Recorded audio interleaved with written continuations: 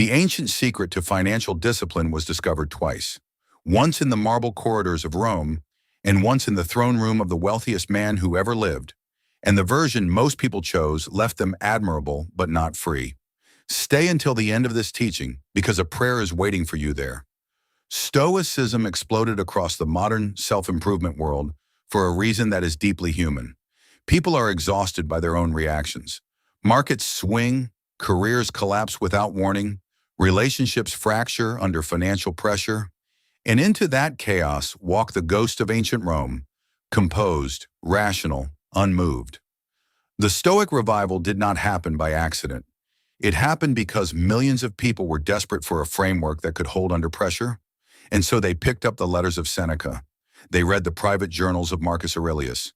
They found in those pages a mirror that reflected a calmer version of themselves. And it worked to a point. But a point is not a destination, and calm is not the same as free. Here is what nobody tells you about Stoic financial discipline. It was designed by men who were either already wealthy or already in prison. Seneca, the Roman philosopher, playwright, and advisor to Emperor Nero, was worth the equivalent of hundreds of millions in today's currency. He wrote beautifully about the emptiness of wealth while living in one of the most lavish estates in the empire. He said in his letters, "Accumulate if you must, but never let it own you." Profound, genuinely profound. But notice what that teaching assumes. It assumes you already have enough to practice detachment from. What does Stoic indifference look like when there is nothing to be indifferent about? That is not a philosophical question. That is the lived reality of most people watching this right now. And this is where King Solomon steps out of the shadow of history and says something Seneca never did. Proverbs chapter 13 verse 23 says, "An unplowed field produces food for the poor, but injustice sweeps it away." Solomon was not teaching detachment from provision. He was diagnosing the systems that steal it. He was naming injustice, negligence, and misaligned labor as the enemies of increase, not desire itself. Desire, rightly ordered, is the engine of preparation. Wrongly ordered, it becomes the thief. And the difference between those two states is not discipline alone. It is wisdom applied at the root. Stop. Ask yourself honestly, have you been trying to discipline your way out of a structural problem? Financial minimalism, the philosophy of stripping desire down to its bare bones, is compelling. It sounds like freedom. It looks clean on a vision board. But Solomon asks the harder question in Ecclesiastes chapter 5 verse 12. The sleep of a laborer is sweet, whether they eat little or much, but as for the rich, their abundance permits them no sleep. He is not romanticizing poverty here. He is exposing the anxiety architecture that wealth without wisdom always constructs over time. The man who earns and does not align will build a house that keeps him awake inside it. The Stoic path says, detach from the outcome and you will sleep. Solomon's path says the foundation is wrong and no amount of detachment repairs a foundation. Fix what is underneath and the rest follows without the effort of manufactured calm. Now Marcus Aurelius enters, and his voice carries a different weight than Seneca's. Where Seneca was wealthy and preaching restraint from a position of comfort, Marcus Aurelius was an emperor carrying the burden of an entire civilization on his shoulders. In his Meditations, a private journal never intended for publication, never written for applause, he wrote to himself in the dark.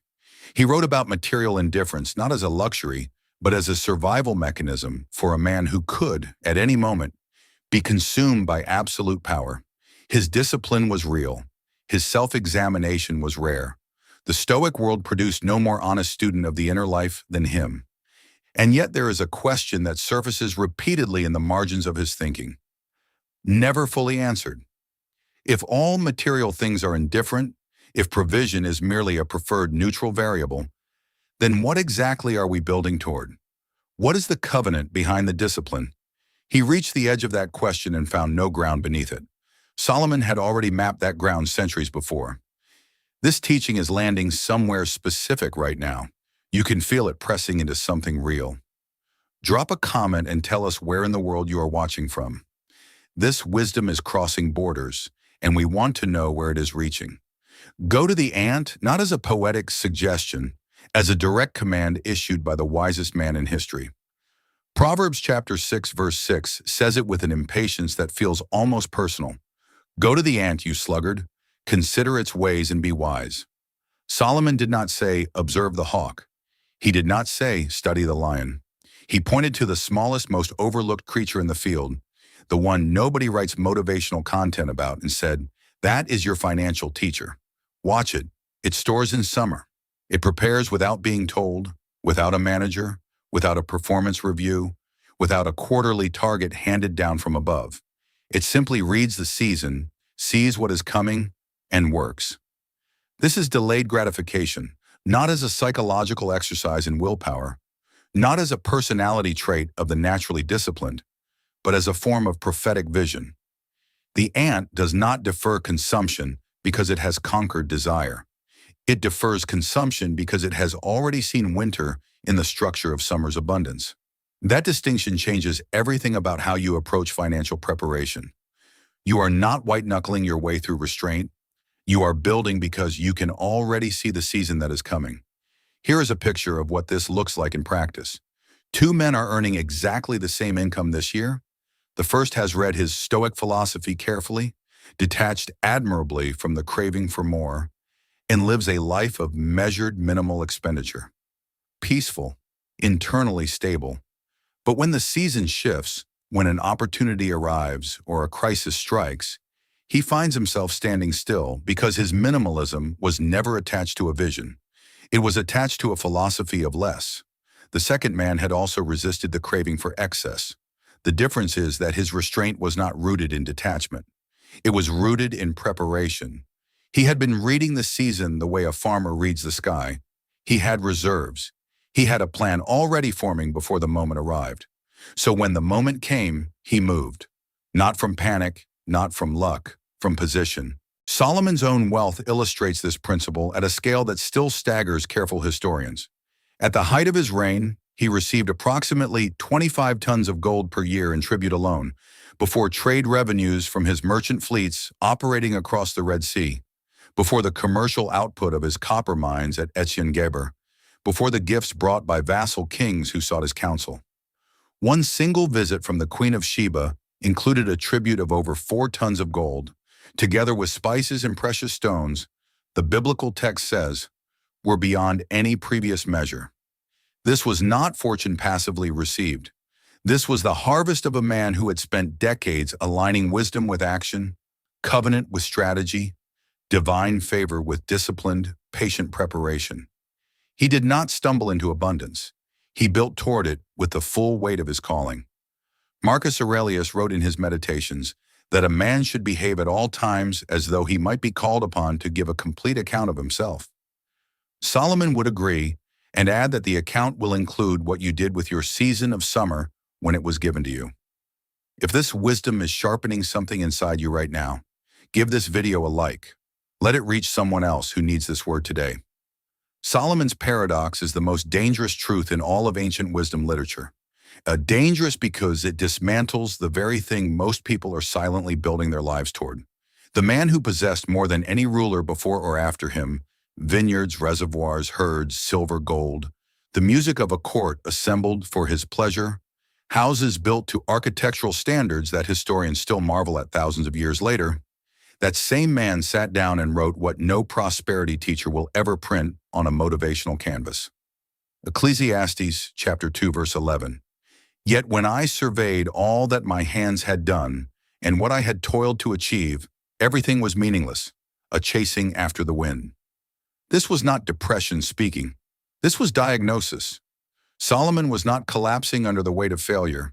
He was reporting the findings of a completed experiment that no other human being has ever been positioned to run with such thoroughness. He had tested absolute wealth from the inside, and the report was honest in a way that most people are not ready to receive. Here is where Marcus Aurelius becomes genuinely useful, not as a rival to Solomon, but as unexpected confirmation arriving from an entirely different civilization across centuries of distance. His concept of the dichotomy of control, the foundational Stoic insistence that human suffering escalates in proportion to our grip on things that were never ours to dictate, maps with startling accuracy onto Proverbs chapter 27 verse 1. Do not boast about tomorrow, for you do not know what a day may bring? Both men were pointing at the same wound, the arrogance of the future grip, the exhaustion of trying to govern what was never placed under human authority.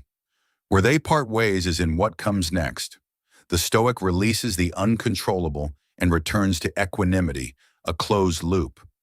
Solomon releases the uncontrollable into the hands of a God who governs it actively. And that release opens into something larger than the man who made it. That gap is not cosmetic.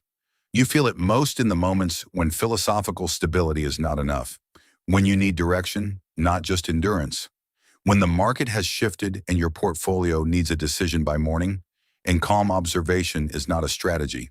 The Apostle Paul understood this from inside a Roman prison, surrounded by the very civilization that produced Seneca and Marcus Aurelius. In Philippians chapter 4, verse 12, he writes, "I know what it is to be in need, and I know what it is to have plenty. I have learned the secret of being content in any and every situation." Learned, past tense, earned through shipwrecks, through beatings, through seasons of abundance and seasons of near starvation, in places no philosopher's study could have prepared him for. His contentment was not a technique applied under pressure. It was the testimony of a man who had been broken open by real circumstances and found that something held him from the inside when everything outside collapsed. That is a different category of peace entirely, not manufactured, discovered. Words construct the world you live inside before you ever act on it. Solomon understood this with a precision that no rhetorical school in Rome ever fully formalized. Proverbs chapter 18, verse 21 says, "The tongue has the power of life and death, and those who love it will eat its fruit." And before you interpret that as a promise that human beings can speak material reality into existence simply by declaration, stop. That is not what the verse teaches, and distorting it robs it of its actual weight. What Solomon is describing is influence operating at the level of cognition and relationship. The words you habitually use to narrate your financial life determine the framework through which you perceive every opportunity, every risk, every offer of counsel that crosses your path.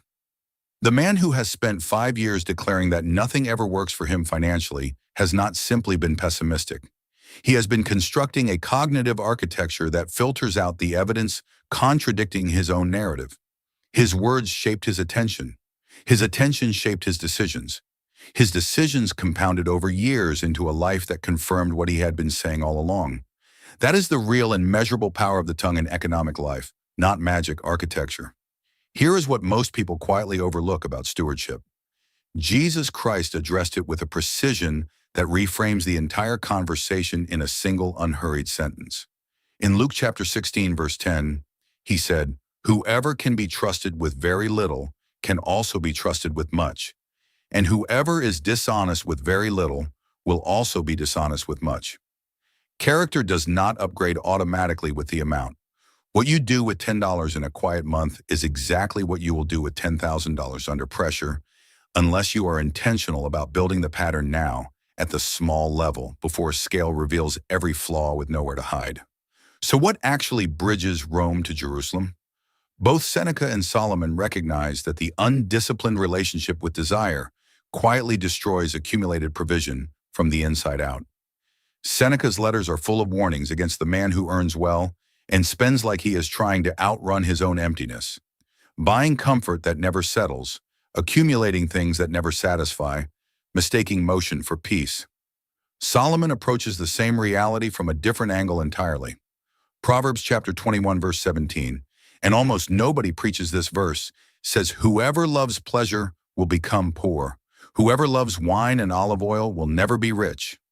This is not asceticism dressed up as holiness. This is pattern recognition applied to the economics of the soul. The man who has built his emotional life around consumption will always consume faster than he can build. Rome saw it happen to its citizens. Jerusalem named it before Rome had walls.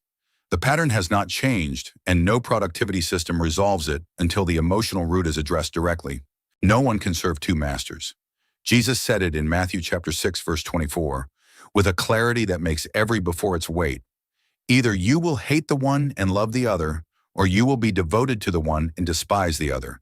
You cannot serve both God and money. Seneca circled this his entire career, writing the language of freedom from wealth while his estates quietly expanded.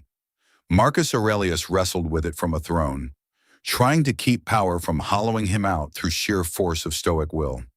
Solomon ran the full experiment and came back with findings that neither of them had access to. And Jesus named the fracture point that all three were approaching from different directions. The issue was never money. The issue was always mastery. What sits at the living center of your decision-making on an ordinary Tuesday morning when the numbers do not look right and fear has already sat down at the table? So here is what you actually do with all of this, starting in the next decision you make today, not someday when conditions improve. Audit your financial language before you audit your budget. What have you been speaking over your resources, your capacity, your future? Reframe it toward faithfulness, not toxic optimism, but honest, forward-leaning speech that does not build walls around what God has not yet closed. Then pick one area of small stewardship, just one, and treat it with the seriousness you would bring to a large inheritance. Build the muscle where you are. Draw the line between what you can influence and what you cannot, and release the second category with spoken, active trust in a God who governs what markets cannot touch. Seek wisdom before you seek capital, because alignment opens doors that strategy alone cannot pick and finds timing that no algorithm can replicate. And store in your summer. Read the season you are standing in right now and prepare with intention for the season that is coming. The ant does not know the precise date of the first frost, but when the frost arrives, it is already positioned. This is the fusion that no single tradition built on its own. Stoic logic sharpened by Solomonic purpose, the dichotomy of control surrendered to divine sovereignty, Seneca's restraint filled with the living covenant of Proverbs, Marcus Aurelius' rare and genuine self-examination directed at last toward a God worth full accountability to. And at the center of all of it, the man who held everything, tested everything, released everything, and in the releasing found the only thing that did not disappoint. King Solomon, whose code is still alive, still compounding, still available to every person willing to stop long enough to receive it. If this teaching moved something in you today, if it pressed on something that needed pressing, subscribe to this channel. There is more of this inheritance waiting, more pages to open, more codes to read. Now close your eyes if you can, or align your thoughts with mine in this moment.